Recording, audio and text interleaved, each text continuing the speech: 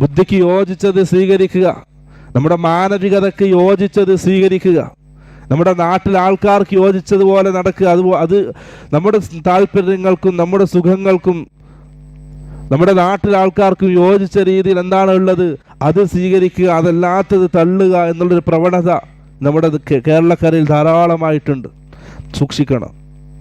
എന്താണോ പ്രമാണമായിട്ട് സ്ഥിരപ്പെടുന്നത് അതങ്ങ് അംഗീകരിക്കാൻ കഴിയണം. പ്രമാണങ്ങൾക്ക് മുമ്പിൽ നമ്മുടെ ബുദ്ധിക്ക് സ്ഥാനമില്ല. ഒരു സ്ഥിരപ്പെട്ട ഹദീത്തിൽ കാണാം, ബൈനമാ റജുലുൻ റാകിബുൻ അലാ ബഖറ, ഒരു വ്യക്തി പശുവിന്റെ മേൽ ഇരുന്ന് സഞ്ചരിക്കുകയാണ്.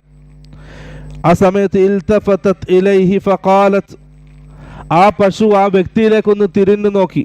ഫഖാലത്, ആ പശു പറഞ്ഞു, ലം ഉഖ്ലഖ് ലിഹാദാ, ഞാൻ ഇതിനു വേണ്ടിയല്ല സൃഷ്ടിക്കപ്പെട്ടത്.